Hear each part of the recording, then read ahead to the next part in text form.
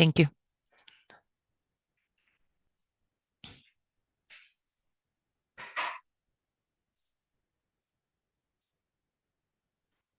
Yeah, thanks, Yarov.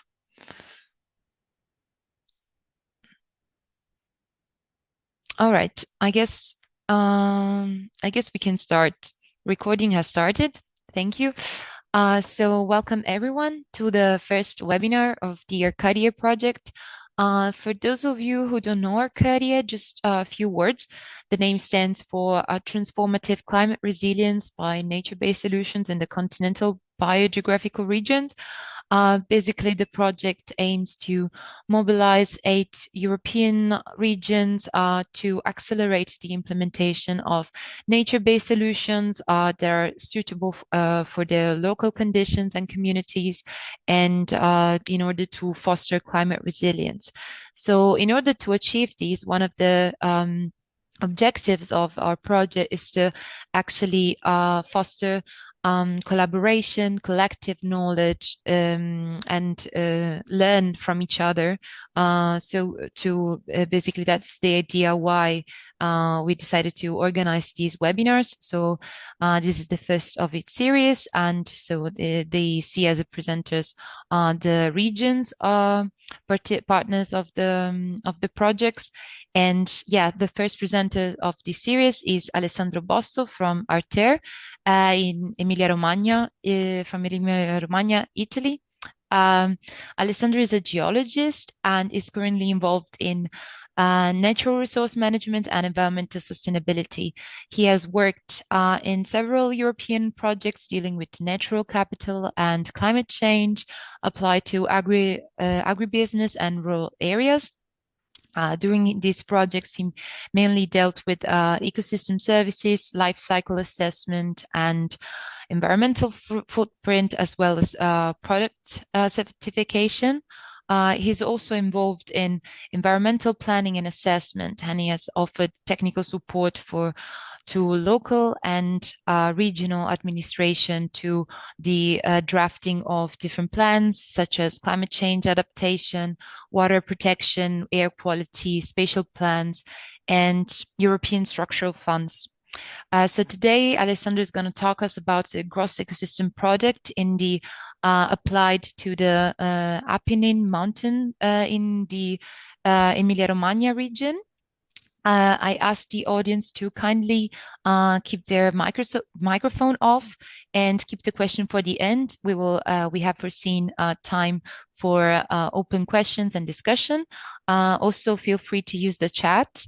We will collect and gather the comments and questions in the chat, and we will bring them to the discussion at the end. So again, a repeat plea for the the participants who just joined, that this meeting is recorded. And that's all from my side. And Alessandro, the stage is yours. Thank you, Gloria. Good morning to everyone. It's a pleasure to participate to this first webinar of a series in the Arcadia project. Excuse me for my voice, I have a little bit of sore throat, but I try to do my best to have at the end of the presentation without cough too much. And today we want to describe you a study that we made between 2022 and 23 related to the application of this methodology, the gross ecosystem product in a mountain area of Emilia-Romagna. It's been an amazing experience because in Italy, no one had done before a study like that. And also in Europe, we have not found official documents, okay? We are based our approach through the scientific literature developed by the Chinese Academy of Science, and making a dialogue with the Stanford University, that is the most advanced on GEP at global level. So it's been a good opportunity to learn and to share our opinion and study. And now I'm glad to talk with you about this study that has been an experimentation of this methodology in a territory on the Apennines in the western part of Emilia-Romagna, in the province of Parma. now I make a focus to show where is this territory, but first I want to describe briefly what is the gross ecosystem product, GEP. GP is a complementary metric to gross domestic product. Okay, it's a metric that is inserted in the thinking of the beyond GDP because returns the economic value of the ecological assets of a territory, such as forest, soil, water, and so on, to give the value of the natural capital of a territory. Is the capacity to translate the ecosystem contribution in to the economy in economic terms. And how we can do that? Through the assessment of the ecosystem services that are present in the territory analyzed. As you can see the Italy and in the red square the part of the territory that we analyzed, the so-called area of interest. And in the yellow map, you see the territory that is composed by 7 municipalities united in a union, okay, a sort of cooperation. More than 600 square kilometers, the surface, population 25,000 inhabitants. And the great part, more than the 60% of the territory is in mountain, okay? The pink border of the map are the area of interest. That is the mountain that are near to Parma and the floodplain, okay? In the northern part of the region, you can see the Po floodplain, and in particular, the city of Parma. The area has been selected because it's interesting, like a rural area with some characteristics, morphological, but also for the richness of biodiversity, because we have important parks and natural protected areas. And also we have the high quality of data, because without data you can carry out a study like that. It's a study carried out by Arter, but promoted by Emilia-Romagna Regional Authority, and with a dialogue with the local bodies involved, like Province of Parma and the Union of Municipality that is called Appennino Parma Est. Okay. The methodology is composed by 3 steps. The first one is the definition of the more important ecosystem services generated by the area, by the ecosystem of the area. The second one is to map these ecosystem services and make an assessment in biophysical terms. And the third one is the translation of this assessment in economic terms, so an economic evaluation of each ecosystem services. When we have all the ecosystem services expressed in economic terms, the sum of this value is the gross ecosystem product. And so we have to consider for each ecosystem services the price related to the quantity of the provided ecosystem services, but only the proportion of the accounting value really attributable to nature. What does it mean? We have some ecosystem services that for sure are all attributable to nature. For example, habitat quality, soil erosion protection. But for other kind of ecosystem services, for example, the timber production or the agricultural production, the value, the market value, for example, is not all due to the nature, but also there is a contribution of human people, of the world. For example, we have to not consider this type of attribute in the total cost. Which are the ecosystem services that we assessed? Carbon sequestration, water purification, flood regulation, soil erosion protection, habitat quality, recreational services, and the supply of water both from surface than from the ground, forest production, agricultural production, and biomass production from grassland. These are not all ecosystem services, but a really high number of the ecosystem services existing in the area. And for all of that, we have a good quality of data. I think that most of you knows this concept, but I made a brief description of the ecosystem service and how we assess them. The carbon dioxide uptake is as you know, the capacity that have trees and forests to remove carbon from the atmosphere and fix in the biomass. Water purification is expressed in terms of the capacity of the ecosystem to remove the nutrients.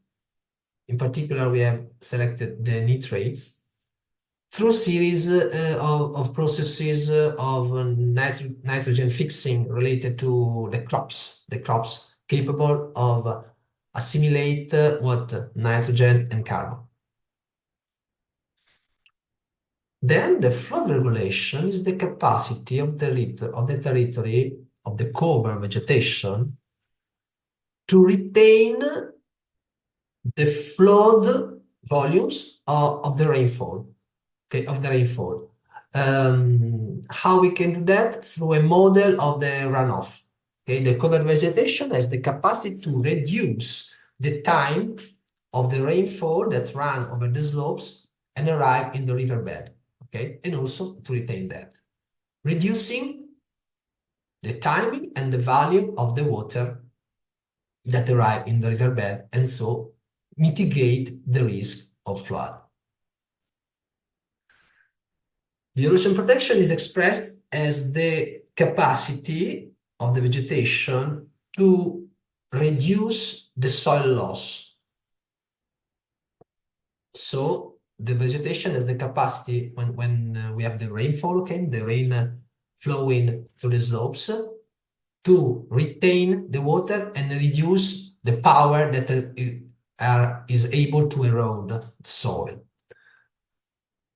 To do that, we consider two scenarios, the current one and another one without vegetation, okay? We have to calculate the soil erosion, and the difference of these two scenarios represent the ecosystem services because represent the soil loss avoided. For habitat quality, we have expressed this ecosystem services through an index that represent the naturalness of vegetation. The higher is the naturalness, the higher the index value. Recreational services have been calculated considering the flow of tourists in the area, but not all the tourists, the part that visit the area to enjoy the nature. The use of water resources, both surface and ground, has been calculated as the sum of the different of the supply from different sectors, so civil, industrial, agricultural, and livestock. The forest production is the contribution, ecological contribution to timber production. To define the agricultural production, we map each crop cultivated in the area, and the biomass production from pasture is calculated through the mapping of grasslands. In this table, yes, or the table is complete. In this table are synthesized the ecosystem services, the biophysical method from the assessment, I already described it, and also the economic method. Biophysical method is different for each ecosystem services. Instead, there are some type of economic methodology assessment. When we have a price, for example, for timber production or for agri products, when we have a market, we can use that price, but also, for example, for the value of the price of carbon credits in voluntary market for carbon sequestration. In other For other ecosystem services, we use the replacement method. That, for example, for water purification, when we have defined the amount, the volume of water, of the amount of nitrogen, we consider what is the cost to purify if we use a the treatment plant, excuse me. So this is the so-called replacement method or substitution method.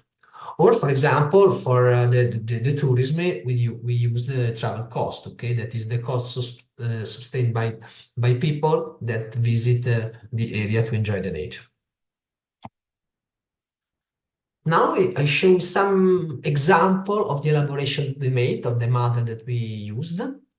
For example, in this map for water purification is expressed the purification capacity, okay, due to the arable crops, and the greener is the color of the map, and the higher is the capacity of purification.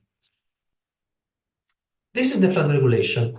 This flood regulation, this map are elaborated through curves that represent a model of runoff to simplify the velocity of water, okay? Green color, low velocity. The fuchsia one is faster, okay? And fourth scenario, the current one is the upper image on the left.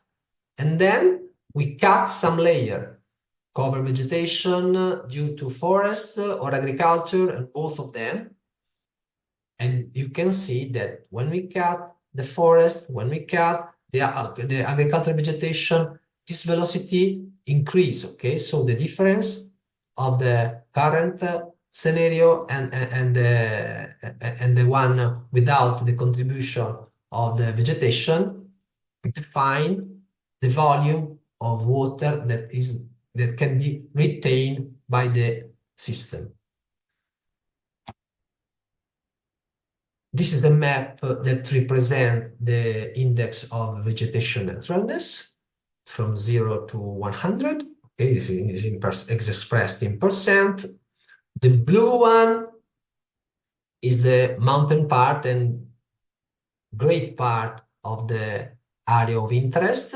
In this map, I also put the floodplain of the Po and also the city of Parma, because it's clear that in the city, the naturalness is really low. We have the red color, okay, instead of the rural areas that are more or less blue. Now, we can see in this cake diagram how is composed the gross ecosystem product, excuse me, the contribute of each ecosystem service. It's been really important for us to see, to analyze and verify that in a rural area, in mountain like this, more than 70% of the GEP is due to only two ecosystem services that are regulatory ecosystem services, the habitat quality and the soil erosion protection. Because this is important only to define what the choices, okay, from the land management in this territory. Or these are the same information represented in a different way. No, these are the total, not in percentage, but in value millions. But this table expresses the GEP composition. You can see that each ecosystem services has different unit measure for the biophysical value. So tons of carbon dioxide, kilogram of nitrogen, cubic meter of water, tons of soil, and so on in the first column. In the second column, we have the economic value that is expressed for each ecosystem services in millions of euros. And the sum is the value of the natural capital of this territory, the GEP of our area of interest, that is of 83.5 million for this small mountain area that we have in the province of Parma. We made this study with the dialogue with the province of Parma, with the promotion of the region, and we arrived at the result. Okay, the scientific part for at the moment is ended, but the big challenge is not in the back, but in front of us, because we are discussing with policymakers and public administration what to do with GEP, because it's an innovative, really strong knowledge tool, but we have to translate it in land policies, territorial policies. Some example, support to urban planning, also to define offsetting policies, perhaps, but also conservation policies, because now we know which is the value of conservation.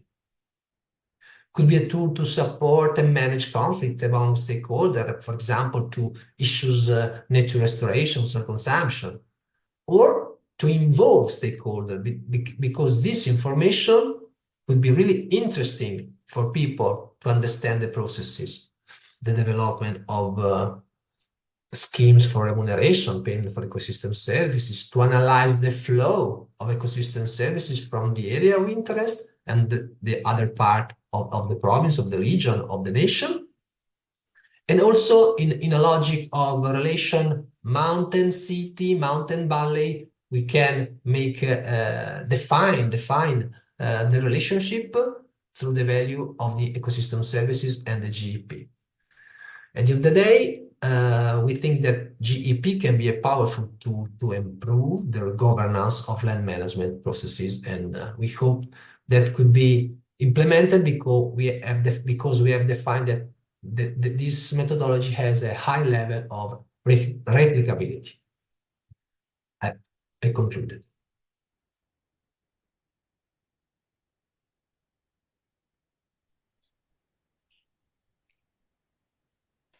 Thank you, Alessandro, for this really interesting presentation. I think it's now time for questions and discussion. So please raise your hand. Yeah, I see already Misak with the go ahead. Hi, thank you, Alessandro, for the nice presentation. I have a question. Maybe it's very obvious to answer, but how did you come up with that area? Is it a kind of one water catchment area? Is it that I didn't get that? No, okay, no, it's not one catchment area. Okay, the definition is due to the fact that this area is governed by a union of municipalities. So we have a administrative border, and this has been the indication, because it's important also to have the data related to that territory. Okay? And then a question related to that.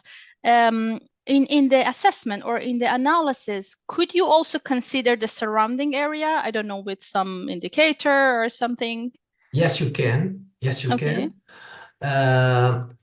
In some, the more simple is about surface water.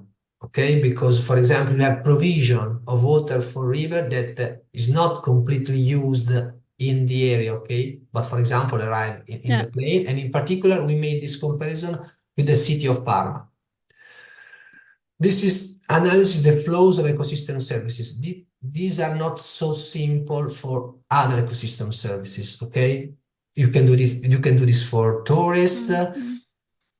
For groundwater, you have to know better how the aquifer is composed and the flow. Okay, the source it's more difficult. Okay, but it's a problem of knowledge, not of concept. Okay. Yeah. Okay. Got it. Thank you. You're welcome. And now there's Stefan with a question. Thank you very much. Hello, Alessandro. Thank you very much for the presentation. I have actually two questions. So one, and sorry if I have missed that, but I also had in mind a lot about ecosystem services and evaluation, this Costanza papers and so on, so relating this to land use classes and giving monetary values also for ecosystem services. So, I'm not in the ecosystem services domain particularly, but I had this always in mind. And in the past, we used that when we integrated this in climate risk assessments, and we wanted to do that.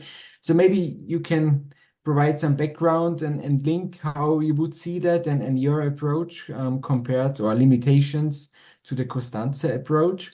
And the second question would be, how are you now taking this up in the context of Arcadia? So, so how is the work linked to this project then? Thank you. Okay. For the first one, obviously, each of us knows Costanza, okay? That has been the father of these topics. And but he made a methodology to define all the ecosystem services based, as you said, on land use, okay? In this case, we have made another approach. We have started through a methodology that, as I told, has been used by the Academy of Science in China and also of the University of Stanford. Instead, that is not based only, or not at all, on the soil use, okay, on the map, but on the quantification, okay, of the provision, so data that you can have also at small scale, okay? And so when we talk about water supply, we talk about the supply for different use, okay? When we talk about the soil erosion protection, the soil erosion protection cannot be defined through the soil use. You can, at qualitative level, say that when you have forest or cover vegetation, the soil erosion is decrease in confront of raw soil, for example. But the data that you have to use is defined by the slope, the rain, the erodibility, and parameters like that. Okay, it's a little bit because the scope is not to define an overall value of the ecosystem, but the specific ecosystem at small scale. This is for the first question. Oh, another one.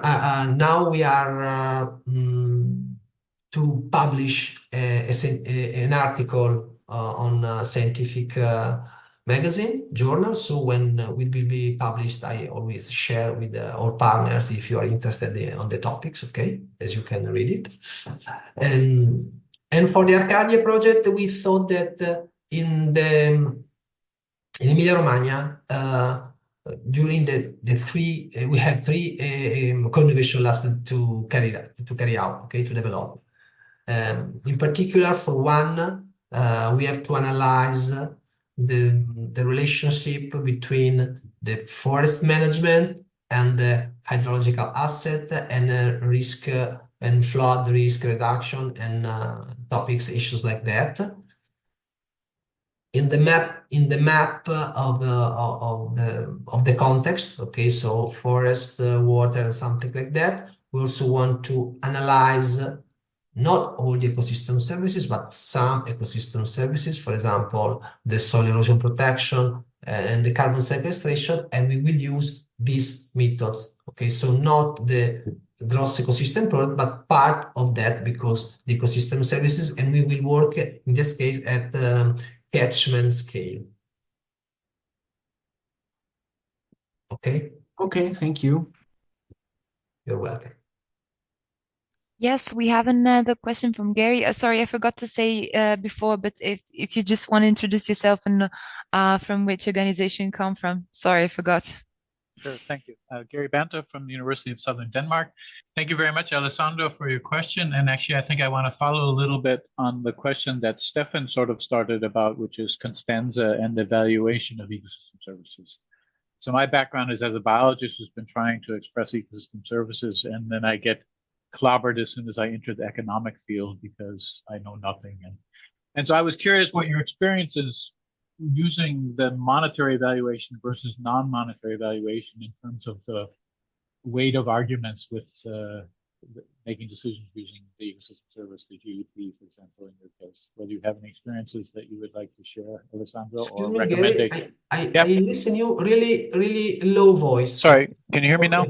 Yeah, my question is about monetary versus non-monetary valuation of ecosystem services and how it plays a role in how the reception and decisions are made, because money talks and non-money doesn't talk. So do you have any experiences you'd like to share?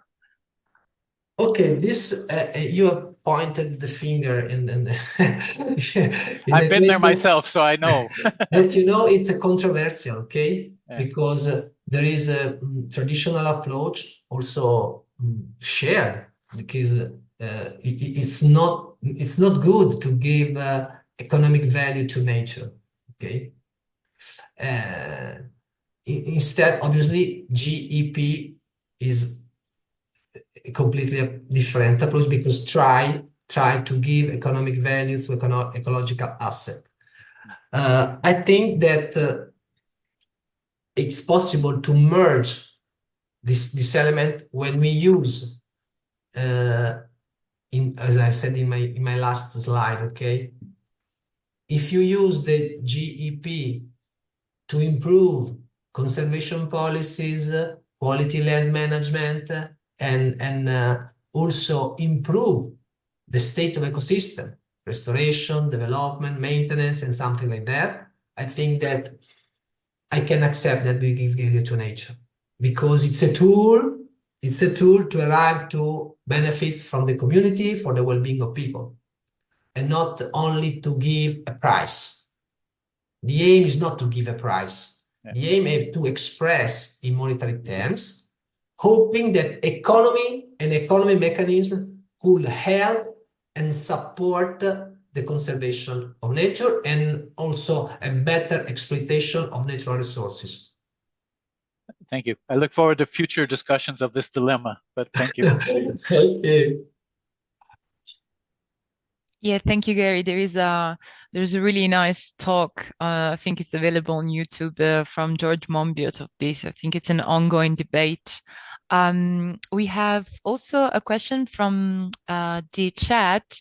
Tune or Toin, sorry if I don't mispronounce it, has a question on the value for recreational services, because the value is quite low, and if you counted only foreign tourists, like if that was the correct assumption, and why you did not include the recreational value for local peoples or Italian from other regions. Okay. I really understand the question.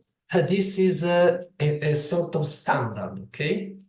When in the literature, scientific literature, when you have to define and assess, quantify the tourism based on nature, you start from a value that is the overall presence, okay? And then reduce it of a coefficient, considering that statistically that portion, that percentage is representative of people that can, from the tourists that come for nature, and only consider foreign visits. We used this methodology because in Italy, each year, more or less, is published a report of the state of natural capital, okay? And when we have a methodology that can be used and is accepted by official sources, this is published by the Commission of Environment Ministry, okay? And use that methodology, and we adopt it. And the value is also low because there is no very much tourist in this area, okay? Perhaps if we use them in Rimini, we have a really higher value, really. Also, if the biodiversity habitat quality could be really lower. It's another ecosystem service. Yeah, thank you, Alessandro. There is a quick clarification from the chat. like if so the value calculated were relative for which time period were calculated? Was it yearly? Yearly. Excuse me, I don't say yearly. Yearly data, excuse me. Okay, perfect. Thank you. And then Vladislav has also two questions. Yes, thank you, Gloria. Excellent, Alessandro. I'm really impressed. I'm Vladislav Popov from Agriculture University of Plovdiv in Bulgaria. Thank you.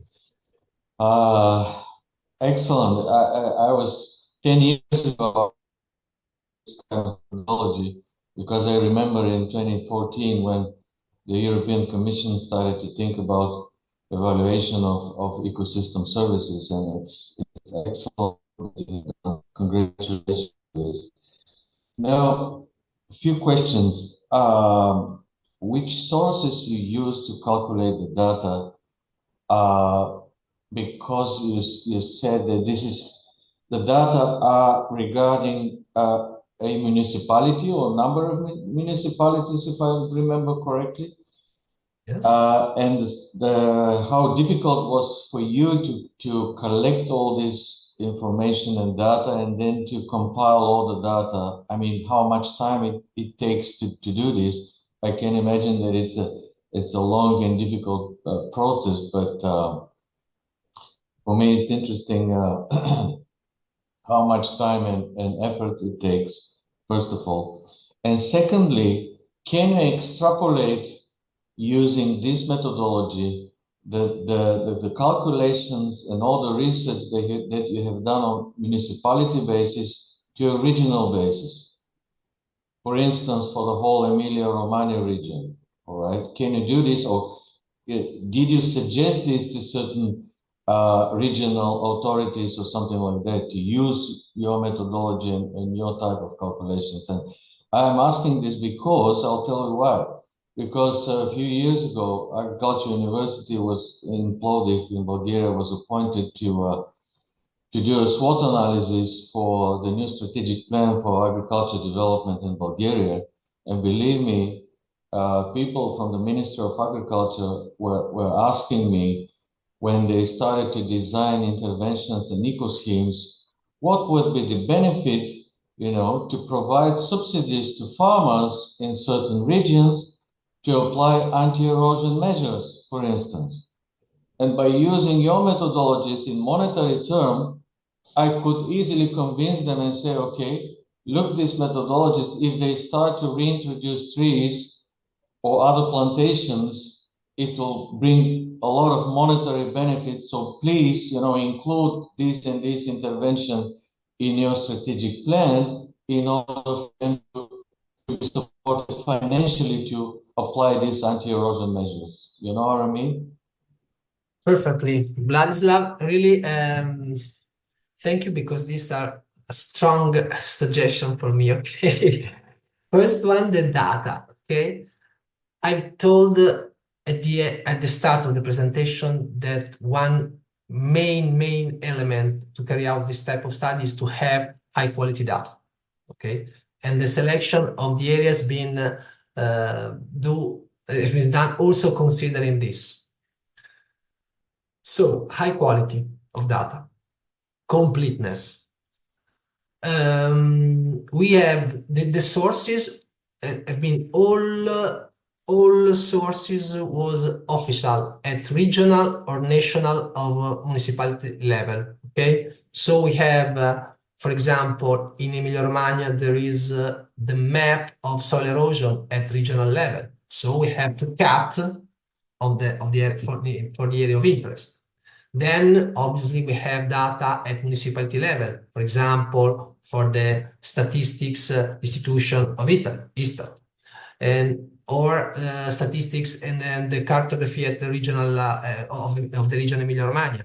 So we have the possibility to select and use all data at small scale, okay, not at global level. And so I have seen studies that have been carried out through bibliography data, okay? Starting from Costanza, you scale, and you said that, okay, in X study, we have found that this ecosystem services is of about X euros for hectare. We didn't do that. We calculated for each ecosystem services the data at territorial level.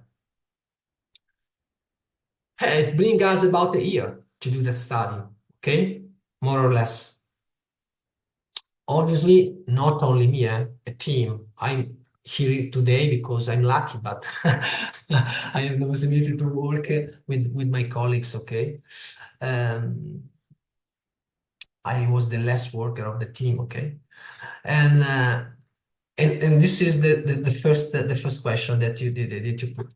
And the second is about the scale. For sure, you can apply this methodology at regional level. From a point of view, it's more simple because it's more frequent that you have the data at regional level instead of a part of the region, okay? Instead, you have a basin, for example, a catchment of municipality. But obviously, take more time, perhaps, because you have many ecosystems, many different territorial difference. So perhaps it could be more challenging, okay, in terms of analysis, but simpler in terms of data availability. For the fund for agriculture, this is a really amazing challenge to deal with, okay? Because, for example, for soil, the methodology that we use make an estimation of the soil erosion, okay? But is based on the soil use. So if you can make an ex ante evaluation, okay? If you want to estimate the impact of agricultural practice, for example, cover crops or something like that, that can reduce the soil erosion, hey, this is more challenging because you should elaborate a coefficient to insert in the RUSL, Revised Universal Soil Loss Equation, okay, that take in consideration the agricultural practices. It's possible in theory, but perhaps we have to study a little bit if someone in the world have already done it. But also, if we have to consider that you have this algorithm at territorial level, so at regional level, and you have to insert in different location, different contribution due to different agri practices, okay? So in my mind, I know how to do, but I can't do this with it's only a problem of data, but in theory, this could be an approach that you can do. For example, you can link this approach with the funding process, for example, but you have to make a weight on farmers, okay? So it's difficult. But if you start from the plots, from the site, okay, so this slope, this surface, these crops, perhaps it's possible because I do that in some demonstrative projects, but we're project at site level, okay, not at national or regional policy on rural areas and ERDF. Probably at landscape level, for instance, isn't it? Yeah. Okay. Thank you very much, Alessandro. Thank you. You're welcome. Thank you, everyone, for the questions and interactions. And also thank Veronica for in the chat, you can find the report on the state of natural capital for Italy. So if you want to check it out, you find it in the chat. Unfortunately, we have to stop the discussion now. But if you have questions to Alessandro, maybe if Alessandro, you feel like you can put your email contact in the chat. So if people can reach out to you. But before going, I just wanted to share with you one of our upcoming events from a sister project, Naturans. Next week there will be a Finance Innovation Festival, but it's possible also to join online. If Yaro, maybe you want to add something to that?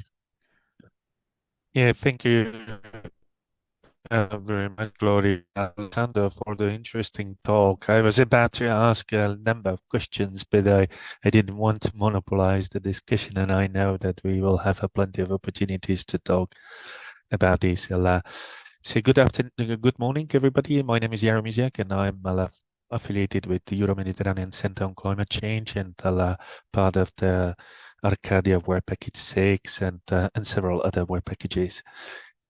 We wanted to bring this festival to your attention for a number of reasons. So the first one, because we are going to speak about topics similar to those presented by Alessandro. So what is the value? What is the specific contribution of ecosystem services? How those contributions might be internalized in the existing financial or insurance instruments. And so the event will bring together 100 people or even more, and some of the sessions will be accessible for following via webinar. So there's a link how to follow a couple of sessions from this, including the inspirational keynotes. So this is open for you, of course, as anybody else. The second interesting thing is that this festival will explain the type of business cases for harnessing the value of ecosystem services for existing insurance and financial investment schemes.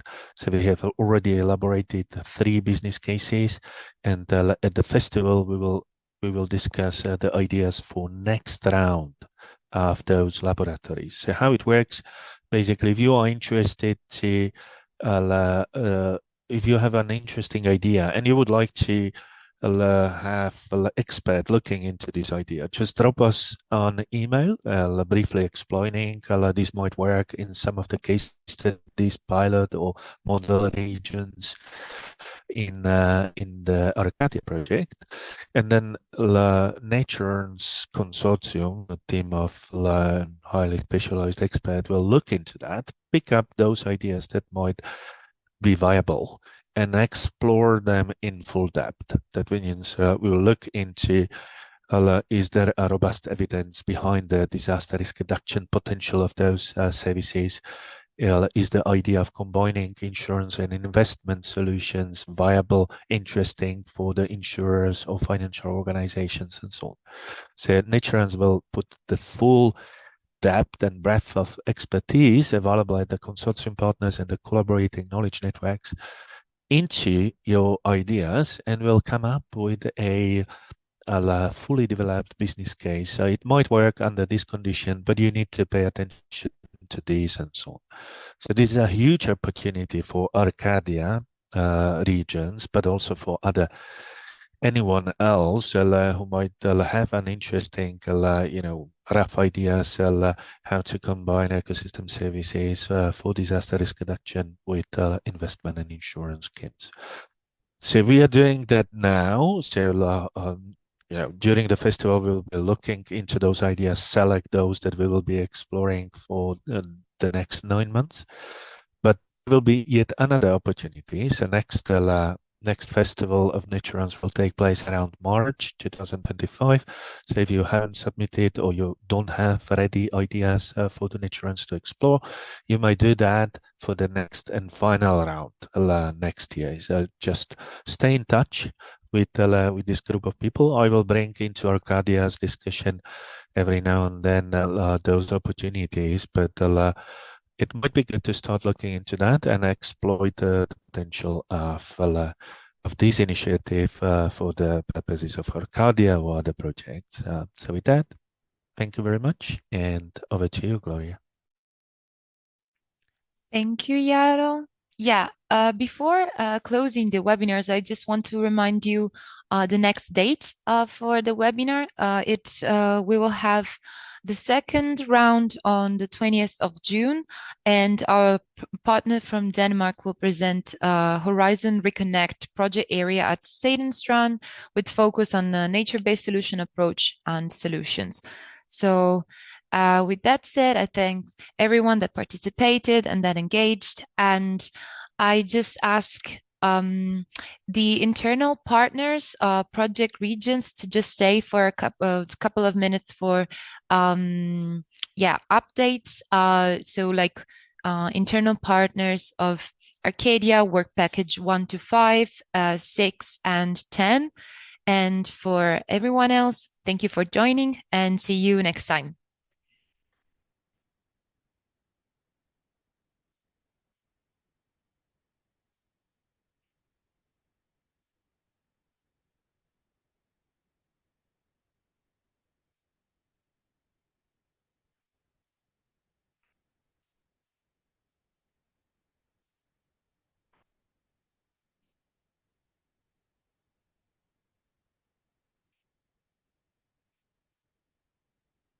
Okay, I think we are now only internal partners.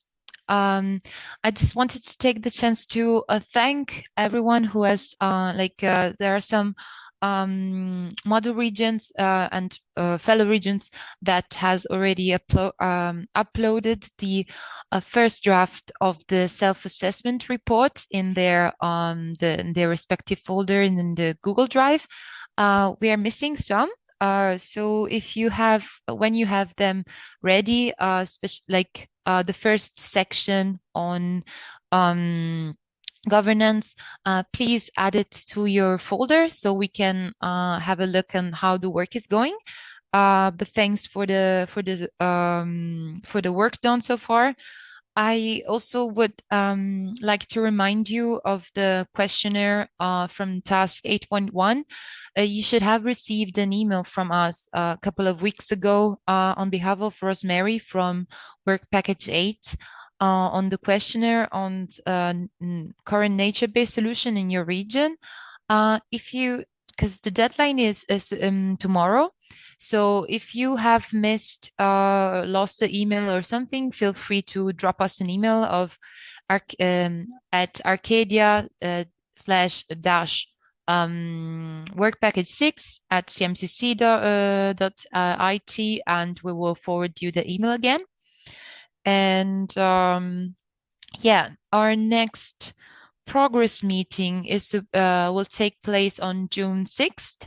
A little bit earlier than now, at 11:30.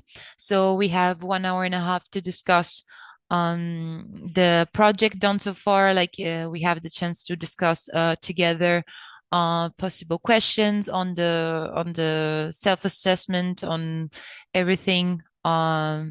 Also, we will have some to discuss the ethics and guidance management plan that we are preparing. So we want to you to have a look at it, but we'll discuss this on the next time. Unfortunately, we don't have really that much time for question because the meeting is supposed to end in 5 minutes. But if there are impediment questions, please go ahead.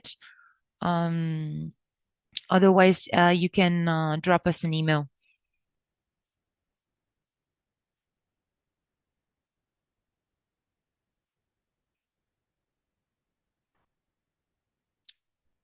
Okay, then all good. Everyone is okay. Has everything clear? That's just nice to know. And yeah, then I wanted to thank you again for the participation on this webinar. Maybe we are missing still a couple of regions to sign up for in the rolling agenda. So there are some still slots available. So you're more than welcome to sign up and to book a slot for your webinar. It was really nice to see that there was a high participation. And yeah, I think that's all. You can find all the links in the chat. Thanks, Veronica, for keeping up the links in the chat. And yeah, thanks again for this participation. And I see you then next time. We see each other next time on June 6th. Thank you. Thank you. Bye. Thank you. Bye. Thanks. Goodbye. Have a good day.